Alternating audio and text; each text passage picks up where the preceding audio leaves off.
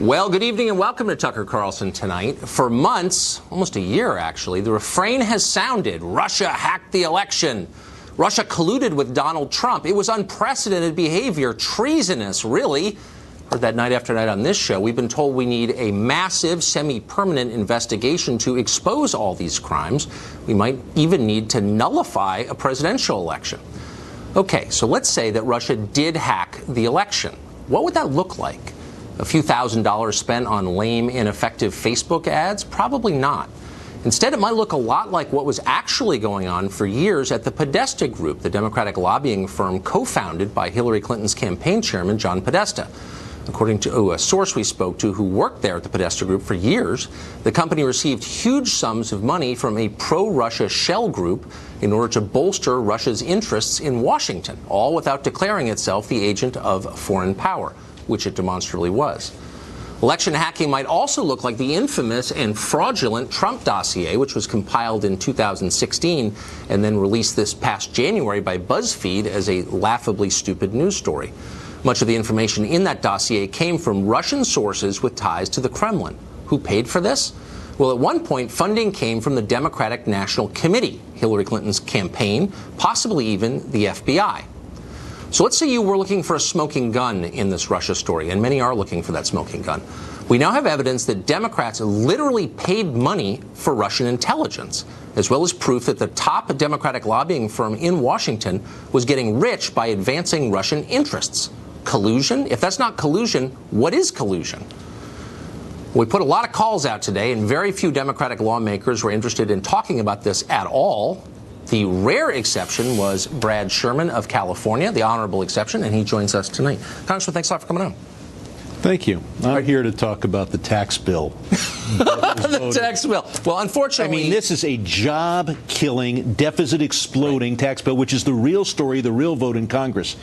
Let me just cut you off. I know you can't defend it. Before you go, we don't have a tax bill. We have no idea what the details are. We have I'm deeply interested in this. Proposed 12-page document. We have literally nothing. We have a 12-page document, which is pretty long. And then it'll get to the Senate, and it will become something completely different. So I would love to debate that because I think it's really interesting, and we may not even disagree on parts of it. But I want to ask you about the story that we have spent the last year talking about. You can't defend the Trump tax proposal. This is clever, and I will have you on any day to talk about an actual tax bill. No, you won't. I've been trying to get on your show to talk about economics again and again and again, and you only have me on to talk about nonsense. Spare me. Nonsense. And then, really, the nonsense that the Democratic Party has hijacked the workings of Washington for the last year over this Trump story, or the Russia story, and for you to say you've got no defense for Trump's impeachment. The man has committed high crimes and misdemeanors, and your only defense is, well, Hillary did too. Okay. You can't impeach a private citizen and say that's a reason not to impeach a president who's guilty of high crimes and misdemeanors. I am. I think you've jumped off the rails a little bit. Let me ask you some factual questions and see how you do with those. You can put the bumper stickers away. What do you make of the fact that the Podesta Group, with whom I know you're personally familiar, was taking money from Russian interests to advance those interests in Washington? I'd like to take a look at it, but it's irrelevant to whether we should impeach Donald Trump. He is guilty of obstruction of justice. But you're trying so you're not even going to engage on that question? What do you make of the fact that the Democratic National Committee, from whom I assume you take money, gave money to the people who wrote the Trump dossier, whose information came from Kremlin-connected sources? Does that bother you? That they used Russian intelligence in the course of this? That dossier was funded first and foremost by Trump's Republican opponents. Correct. There is nothing in that dossier. Whose names we don't know. Correct. There is nothing in that dossier that appears to be stolen information. What we have here... Well, first of all, you don't know that. And I don't know whether there are Martians or landing on the planet. Of that, but we know for a fact, because it's been conceded, that information, some of it, came from sources around Vladimir Putin. This is a document that had no effect until that's your after excuse. the election. So I'm just a simple question. No. Look, I don't need an excuse because whether we impeach the character of a private citizen is an irrelevancy. Whether we impeach a president who is guilty of obstruction of justice Wait, but I'm talking, hold on, slow down. Okay, this had no effect on the election. The presidential election, well, you don't know if it had an effect on the election or not. How can you affect an election by a document that's released 3 months after the election? Because the information, the document was run in BuzzFeed. The information went to the Hillary Clinton campaign. And information that was of absolutely no use. Scurrilous rumors about the sex life of Donald Trump that were not released. I'm a little bit surprised that you have spent the last year telling us that Trump has colluded in some way with the Russian government and that he has committed, in effect, treason, which is basically what you've been arguing. I don't accuse him of treason. I accuse him of obstruction of justice. Take a look at Section 1512 of the felony code. But you were not bothered by the fact... He's committed obstruction of justice 3 times. It's not the crime. It's the cover-up. Right. We learned that with Watergate, and we learned that now. And Richard Nixon could not have stayed in office. Richard Nixon? Richard Nixon could not have stayed... I'm asking you a really simple question about the news of today, which is... No, the news of today is this tax bill that's going to cost us millions of jobs. You don't know what's That's what happened. The tax bill. We do have the Trump tax proposal that you can't defend, but is the official and most significant economic document released by the Trump administration in 10 months. I think I'm searching back in my mental files to recall an example of greater disingenuousness than the one I'm witnessing now. You went bananas over the Donald Trump Jr. meeting. Oh, he met with a Russian. This is, the end of times. I never said that. You've got me confused with another good-looking bald guy. No, I don't. You are the guy who did that. I'll get the tape. It's the obstruction of justice, and I've identified telling us why it was so poisonous to American democracy for Trump or his campaign to have any contact with the Russians. No, my now we have evidence that the Democratic campaign was doing it. You've got me confused with some other good-looking bald guy. I follow this for a living. But let me ask you I follow this for a living, too. And I know that this is the most significant economic document released by the Trump administration. You can't defend it, and you want to talk about nonsense. I'm sorry, let me ask you. You want to talk about why Hillary Clinton is bad instead of why Donald Trump should be impeached. You filed articles of impeachment for obstruction of justice the day after that story about Trump's son broke. That's the day that you... Oh, that was just an accident. Okay, right. This is... Look, I circulated those articles of impeachment a month before the date you identified. Okay, so let me ask you a really... It was July 12th. Let me ask you a simple question. Trump's connections to Russia, you have consistently argued, are a big deal. It's not a fake story. No, I have consistently argued that his obstruction of justice last February, May, and July are violations of Section 1512 of our felony code. Obstruction of justice applies whether there was collusion or not. It has nothing to do. So your entire party has spent the last year telling us this is the most important thing that has ever happened. We now have evidence that the charges you are making against Trump apply to your own party and your own candidate, and you're ignoring it, and you're throwing this fit on my set telling me, oh, it's not a big deal. Why do you want to talk about the tax bill? May and July. Obstruction of justice 3 times, violation of Section 1512. You're not even, you know what? I honestly, it's hard for me to believe, given everything you've said in the last year, that you're putting on this performance now. Why don't you just say, look, what Hillary did, her campaign paying for intelligence from the Russians, that was bad, but she's not president, let's move on. You won't even say that. I don't know what Hillary did, except she did we do know. Research. What do you mean we don't know? We know exactly what she did. They admitted it this week. They admitted that they paid for opposition research. Every campaign well, of course they all do. For opposition research. That comes from the Russians? This dossier came from the Russians. No, this dossier came from a research firm and a British individual. Really? And who is the British individual? Do you know? I believe his name is Mr. Steele. Yeah. And why was he hired? Because he was the head of the Russia desk at MI6. He was a Russia expert, and the information was about Trump's ties to Russia. They got this information from the Russians, and they paid, in effect, Russian sources for it. They paid a man to prepare a memo. Quick, does it bother you? Does that bother you at all? Not particularly. Does it bother effect. you? Has the Podesta Group ever lobbied you for anything? I believe they have. I believe they've also. I believe you're also a friend of Tony. I'm not a friend of him, and he's never lobbied me. I'm not a sitting. Well, you're not a member of Congress, yes. And I'm not a friend of Tony Podesta's. But does it bother you that Tony Podesta took money with Paul Manafort from the Russians to carry their water in Washington? Does it bother you that Paul Manafort was chair of Trump's campaign? Yes, it does. Well, does it bother you that the Podesta firm was working on behalf of the Russians? I would like to.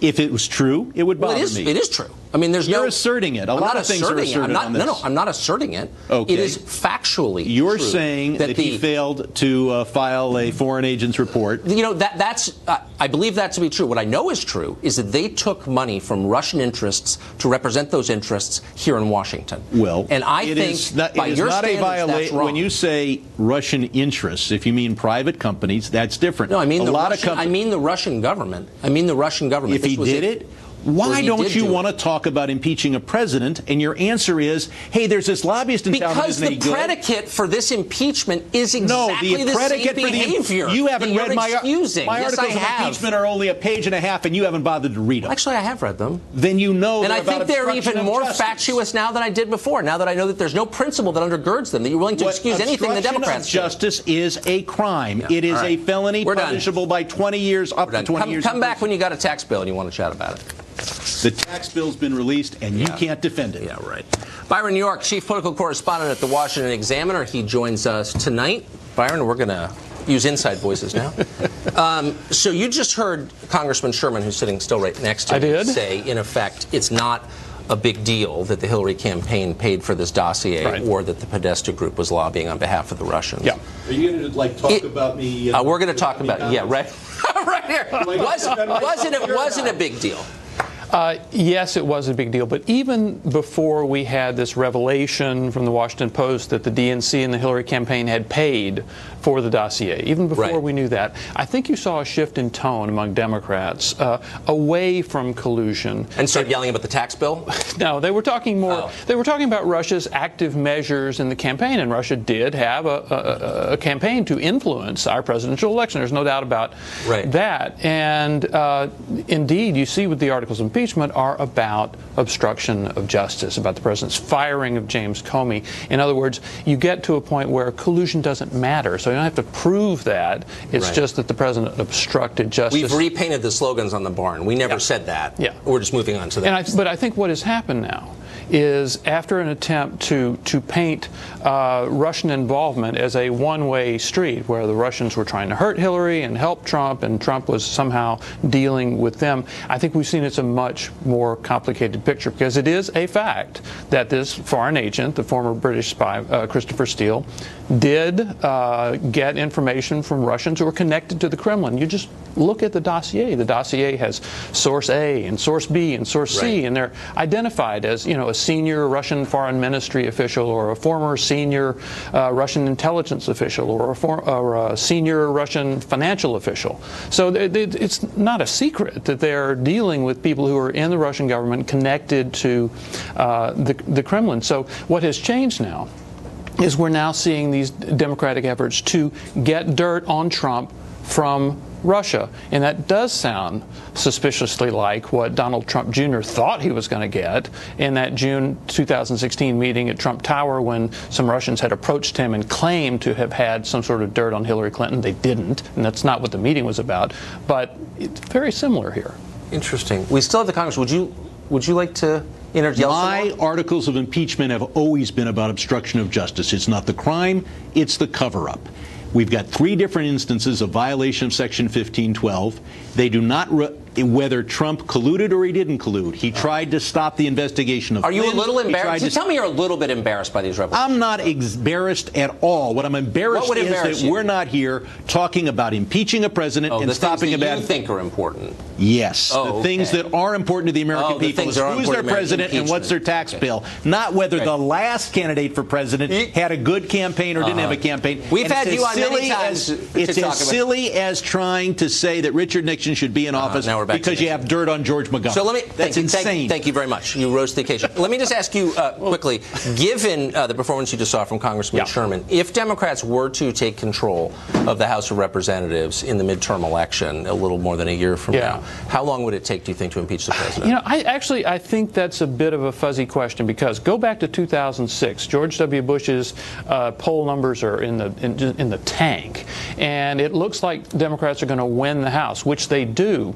But early on in the election, before the election, John Conyers, who stood to become the chairman of the Judiciary Committee, was talking about impeaching President Bush. There was a lot of talk from the left wing of the Democratic Party about impeaching Bush, so much so so that prior to the election, Nancy Pelosi, who stood to become Speaker, came out and said impeachment is off the table, because they didn't want the election to be about impeachment.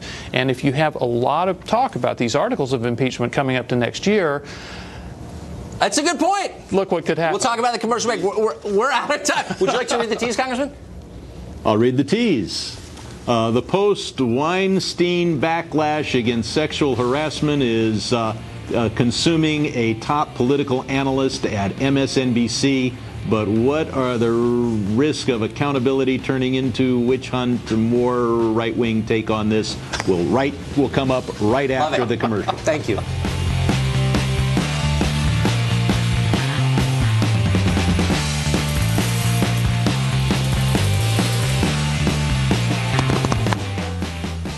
In the wake of the Harvey Weinstein scandal, more and more people are being accused of sexual harassment. The latest target is MSNBC political analyst and Game Change author Mark Halperin. At least 7 accusations have been made against him, though only 2 women have gone public with their allegations. HBO has canceled plans to adapt his latest book on the 2016 election into a miniseries. What to make of all of this? Tammy Bruce is a radio host, and she joins us tonight. Tammy, I know Mark Halperin. We're not friends. I don't really know what to think. He appears to have admitted some of this obliquely.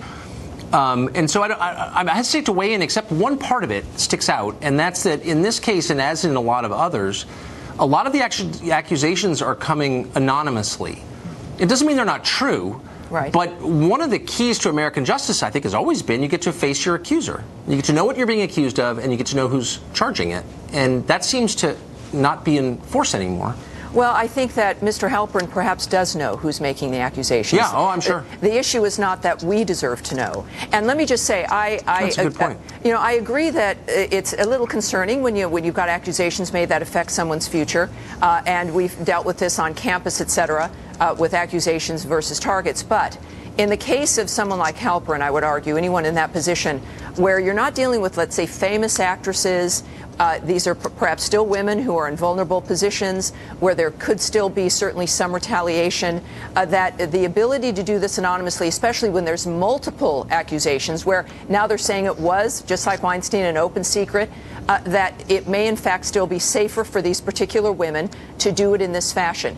And yet, when we're looking at, as why we know the names when it comes to Harvey Weinstein, it's perhaps easier because you've got women now who are somewhat established, who have names, who Americans feel that they know. But I think there's an even higher risk for the unknown, non-famous women, also, frankly, like women in Hollywood who are on crews, who are behind the camera, who are doing technical things. It's still different for them. So I think I think it's fair that at this point there's an anonymous dynamic, as long as internally, over at ABC in this case, that these things are handled fairly for these women. I wonder from a news perspective what our responsibility is as journalists. So there's no other crime or alleged crime where we would print the name of the accused but not of the accuser. We would never say Tammy Bruce has been accused of embezzling money by an anonymous person. The anonymous person would have to be named. I wonder why news organizations sort of only print half the story. Well, look, this is, though, you've got to consider the context. This now seems like a wave, right? Right, it's definitely a wave. This is a push. I mean, this is an environment where each step has encouraged other women to come forward, where women are thinking, well, maybe this is okay now, this is a safe time to do it. There's now some recognition that apparently there's a report that ABC, the network, knew of these allegations at the time, that these women were not silent. So you have backgrounds where other action was taken. I think, though, that's a different thing right there. Yeah. If ABC Network knew this, yeah. And now these are, again, all of this will, is going to work out in a certain sense with information. But as we report these things, we know also that these are accusations, they're allegations. Right. And Mr. Halpin's going to has made certain decisions, as has HBO and his publisher as well, as you've noted. So, but we do have a responsibility to make sure that we're talking about the larger issue, the things that are affected, the kinds of women affected, the nature of our responsibility, also as people in that environment with ABC, women who may have known, and certainly in Hollywood, that conversation still happens about the vulnerability of women. But then my point as a feminist is the older women, financially secure, who are not at risk. Where do those women come in here, and is our feminism responsible? Do we have a duty to speak up when we do know? And I think that is something that's key for all of us at this point. Well, yeah. I mean, of course, if people who say they represent women who keep this information secret. Well, or even act against them, like the Lisa Bloom case, when you've got a lawyer who is using feminism as almost like a slogan, and then ends up using that simply for what might be just personal enrichment, or at least the opposite of what she. Of course, well, she's Al Sharpton. Yeah, of course, she's selling moral cover to people. It's feminism has become a business, and this is something that we need to also take back, I think, a little bit. Tammy Bruce, a clear thinker. Thank you. Thanks, Tucker. Yesterday, we told you about Jesus Campos' mysterious visit to Mexico right after the Las Vegas shooting. The head of his union is here to answer our questions about that, which is good. Next.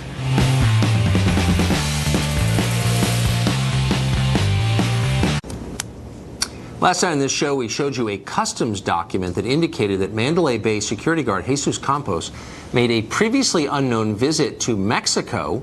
It's 700 miles round trip from Vegas, and he did it within just days of Stephen Paddock's mass shooting, even though Campos was a major witness, maybe the major witness to the massacre, and apparently was shot in the leg during it. We raised a bunch of questions about the shooting, like whether Campos was actually a licensed security guard, whether he'd ever interacted with Stephen Paddock in the past. In a shooting with so many mysteries, these seem like reasonable questions, but so far police have stonewalled us, hung up on us, actually, when we asked them. Fortunately, the head of Campos' union is more forthcoming. David Hickey is the president of the Security, Police, and Fire Professionals of America, and he joins us tonight. Mr. Hickey, thanks for coming on. Thank you for having me. So, our sense is that Jesus Campos' story is of great interest to his employer, MGM, and they're doing whatever they can to shape it. Is that your sense? I think Mr. Campos' story is of great interest to everyone. Yes, we agree. Based on the tragedy, yeah. So let me ask you a couple of questions, just factual ones, because we don't know them. What was his job at the hotel? Jesus is a security officer, or was a security officer at Mandalay Resorts. Is he licensed by the state? How does that work? No. Security officers that work directly for a company, in-house security, they do not have to be licensed. They don't have to have guard cards, security cards. If they work for a contract agency, then yes, they do. Oh, okay. We tried to get the answer from the Clark County Sheriff yesterday, and he wouldn't reveal that. You were aware that Mr. Campos went to Mexico shortly after the shooting, correct? Yes, I was. And what was the purpose of that trip? Do you know? He told me directly that was a pre-planned trip. Yeah. He had planned to go visit family, and after the shooting, he was still capable of doing that. So he went ahead and made that trip on the weekend. I spoke with the local officers. I was actually going to fly in on that weekend, and because Mr. Campos was going to be visiting family and returning on Monday, then I flew in on that Monday to meet with Mr. Campos. Huh. No one would begrudge the man a vacation, of course, but because he was a key witness in this investigation that was still ongoing and chaotic at that point, did investigators have qualms about him leaving? Not to my knowledge. There were no qualms about him leaving because his plans had been made prior, and he intended to return on Monday, which he did. By car, the whole up and back? Up and back, yes. Can you describe the nature of his injuries? Mr. Campos was wounded in the left thigh. Two fragments of a shell hit him in the left thigh, and when I met him for the first time on that Monday, he was recuperating. He was in good spirits and looking to tell his story and move on with his life. Had those fragments been removed when he took the trip to Mexico? You know, I was told one of them had been removed and one of them had not, and that they were going to deal with that issue at a later date. Had Mr. Campos ever seen Stephen Paddock before the shooting? Not to my knowledge. Does he still work for MGM? He still works for MGM, yes. Did they set up the Allen interview, his employer? I don't know who set up the Ellen interview. We had 5 interviews set up yes. prior to that. I know that when I was in town, Ellen's interviewer, the person that schedules the interviews, called Mr. Campos on his cell phone. He handed me the phone. I took the phone, responded to her that she could call to arrange an interview if she wanted, and then we didn't hear from her. And of course, after that, Mr. Campos was taken to a clinic on Thursday. But why did he skip the interviews? I can't speak for Mr. Campos on that. I've had no contact with him since that time, and you know, I think it's Mr. Campos's story, and I think he has a right to tell it on his own. But you know, as far as we were concerned, we were prepared to do the interviews. We were hours away, 5 hours away from actually doing the first interview. And then he disappeared with that explanation. Do you know where he went? We received a text saying that we are taking him to the quick care. And who's we? Who was taking him? There was, when we left the room, we were having a meeting with 3 upper-level MGM management people, and when we left the room that we were in, left the living room, it was Mr. Campos, one other security officer, a fellow member of the union, and then there was a corporate security officer. Yeah, of course there was. MGM's in charge, clearly. Thank you very much for all of that. Really interesting. All right, thank you. Thanks. John F. Kennedy was shot more than 50 years ago, 54 years ago actually, yet the FBI and CIA are still fighting the release of some of the documents related to that case. Not that they're hiding anything. We'll talk to 2 experts on the Kennedy assassination who will explain why this is happening. Stay tuned.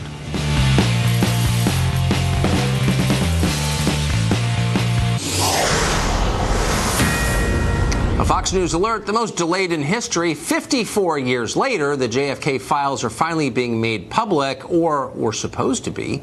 More than 3,000 documents pertaining to the Kennedy assassination investigation were supposed to be released today. The president touted that on Twitter.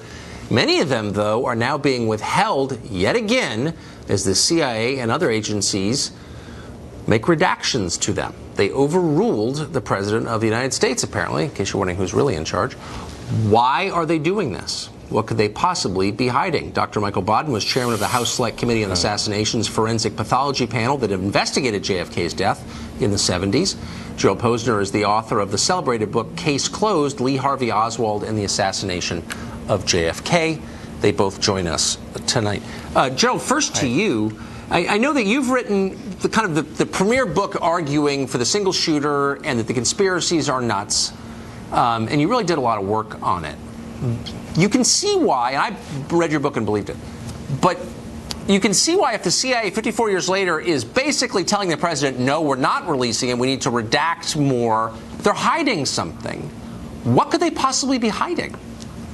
No, Tucker, you're absolutely right. It's infuriating because the longer they hold on to these files, the longer they fight for them, they give people the feeling that they have to be hiding something big. And as a matter of fact, I've started to look at some of those that have been released now, 54 years later, and they're going to spawn all types of new conspiracy theories because it's very hard to put them in context. You're grabbing one file from 1963 from the Central FBI office out to a field office reporting that somebody said, oh, on Kennedy's funeral, there's going to be an assassination plot against Earl Warren. Here's the person's name. I guarantee you people are going to be going down rabbit holes chasing all of these. It's going to create a new industry. It's unfortunate. It's what the intelligence agencies do. They overclassify documents. They keep them forever. They fight their release, and they're still doing it. Yeah, how can I trust you if you lie to me constantly? Dr. Baden, what do you think the CIA, you've seen a lot of evidence from this case, what could they possibly want to hold from public view? Well, embarrassing information. They didn't do their job right, presumably. The FBI didn't properly deal with Oswald, whom they knew was in Dallas, who had complained to the Dallas FBI agents there that he didn't want them to be interviewing his wife, and that it appeared that Hoover, the FBI, the CIA did things that would be embarrassing for them, not that would reveal anything that created a conspiracy with anybody. They released the route of Kennedy the day before, so that Oswald happened to see that he's driving by where he happened to be working, and that's why he brought his rifle there. So there was no conspiracy. It was just bad management by various agencies. So that's usually the case. General Posner, you've seen some of the documents that have been recently released. What do they tell us? Anything interesting? Yeah, I mean, there's some, it's very hard to draw those conclusions right away. I'm always afraid of cherry picking information because then there's got to be a document 10 behind that's going to contradict what you just saw. But it's interesting. It's sort of the size of this investigation. You get that very clearly in 1963 in terms of the FBI notices that are flying back and forth. And I think that one of the things we can find is exactly what Dr. Bowden was talking about before. What the CIA has always held back. Remember, this was an intelligence agency, Tucker, that lied to the Warren Commission when the Warren Commission was doing its own investigation on who killed Kennedy. They didn't want the commission to find out that they were in league with the mafia to kill a head of state, not Kennedy, but Castro. So that didn't come out for another 10 years. They've always been concerned about what became public from all of that anti-Castro work. I think we'll find some of that here, but maybe not in this release. According to the CIA, they are holding back. They want to redact about 1% of the 18,000 CIA documents still left, so about 180 documents. They would like to redact some of the names, but this law requires it to be every word on every document has to be public. That will be the fight for the next 6 months. It's insane. I mean, the president should just overrule it. Thank you both very much. I appreciate it. Interesting. Thank you, Tucker. Thank you. It's time for Final Exam. We've got 2 Fox News hosts enter the arena. You'll find out which of them has been paying more attention to the news in this chaotic week of news. That's next.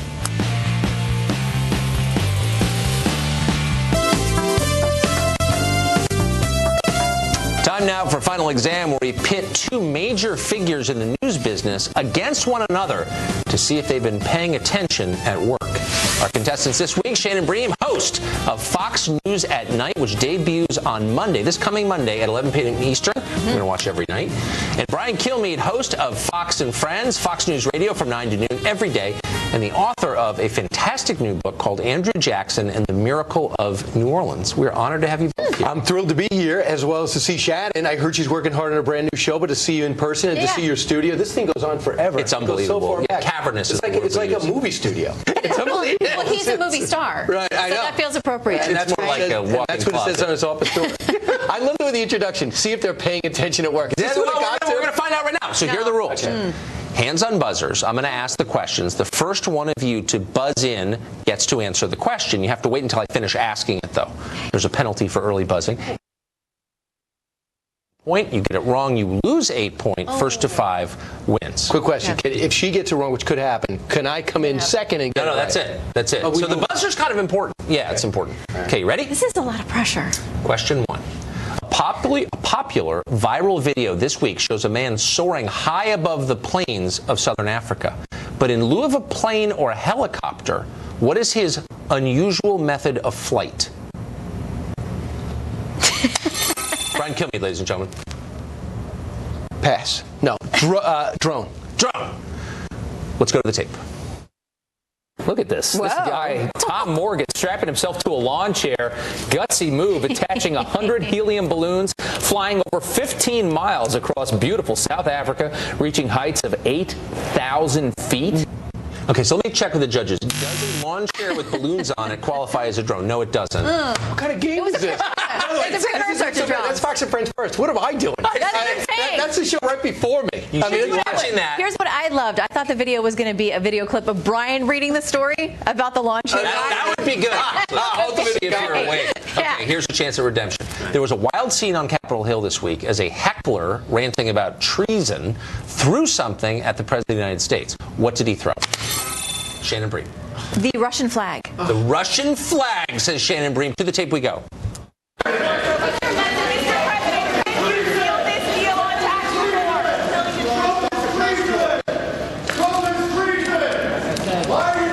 That appeared to be, and by the way, what do I know about the Russian flag? Right. Like I'm working for the Russians or anything. That was a Russian flag. Shannon Bream. Boom. So the score, just for those of you keeping track, 1 to -1. I got you say this. I like that. You'll never know for sure, but I knew that too. You got to work on the reflexes. All right, it's fine. Okay, so it's really a question of proving it, and you can do so in this case. Question 3. New York City Mayor Bill de Blasio angered students this week when he pushed for changes to the New York City schools' cafeteria menu. Some schools will no longer be serving what? Brian Kilmeade. Pizza. Pizza. To the tape we go. Pizza. These schools, like PS1, will be offering all vegetarian lunch and breakfast menus on Mondays. Even if you had a bacon, egg, and cheese this morning, you still should want to see more and more of our diets go to a plant-based approach. Is there anyone dopier than Bill de Blasio? No way. That wasn't the question. The question was... I could have had that answer. I had that one in. Because the answer is nobody.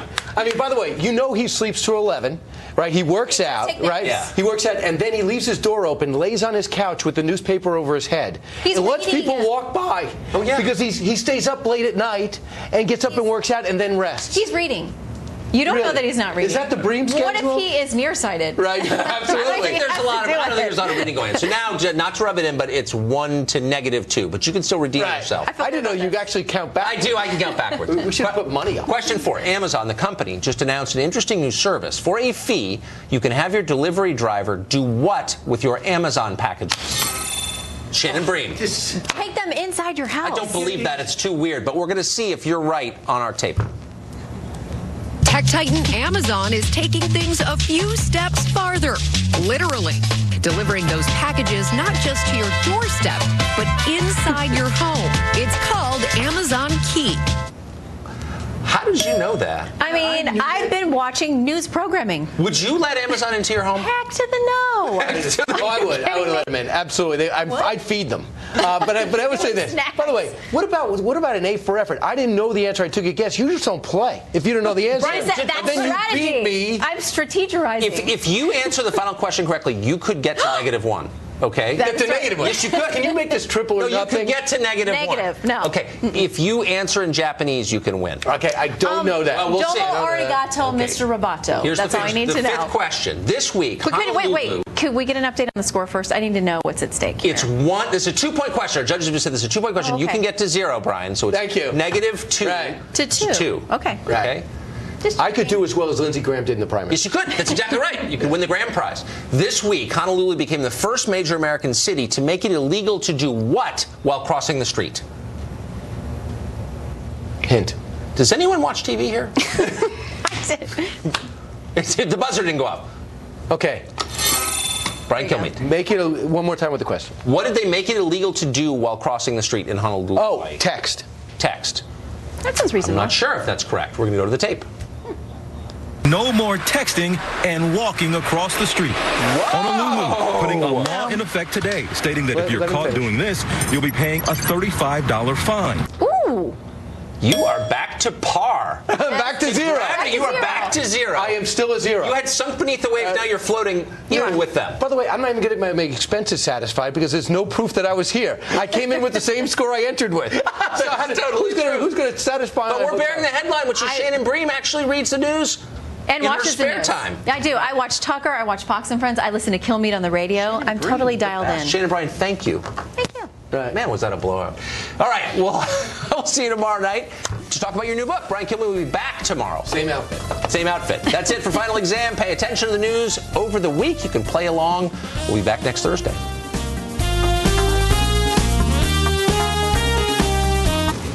Tamer El-Nouri, that's his alias, by the way, spent years as an undercover FBI agent infiltrating radical Islamic groups in this country. It was dangerous work, so dangerous that when he spoke to us today, he wore prosthetics to hide his identity. Prosthetic nose, prosthetic chin, prosthetic forehead. It's amazing. Here's part of what he had to say. In your book, you describe how, and I don't think you're bragging, I think it's real, how completely fooled the extremists you lived among were by your cover. How did you convince them that you were one of them? I study them. I mean, it's how do you make friends, Tucker, day to day, naturally, the proper evolution of a relationship. Yes. You just try to inject yourself, create the proper persona, we call it a legend, into that individual. But again, I get to cheat because I study their pattern of life, what they do, what they don't do, what they eat, what they don't like to eat, where they go, what they do. I jokingly say when they're not being jihadi, that human contact. Once I have that, it's really not that hard to craft my legend.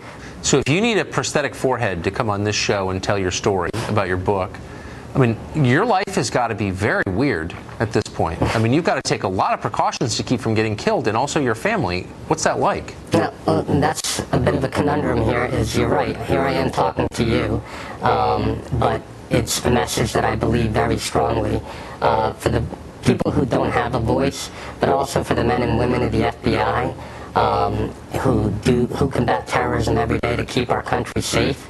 I'm hoping that Americans know that there is Muslims and non-Muslims at the tip of the spear in the global war on terror, and this is how it's done, and I'm hoping that message gets out. You can catch part 1 of our full interview tomorrow night, 8 p.m. Eastern at Always, and check out Al-Nuri's book, which is excellent. It's called American Radical: Inside the World of an Undercover FBI Agent. Really an amazing story. That's it for us tonight. Tune in every night at 8 to the show that is the sworn enemy of lying, pomposity, smugness, and especially groupthink, which is really hurting this country. DVR if you haven't already. Good night from Washington. Hannity takes over now from New York City. Hey, Sean.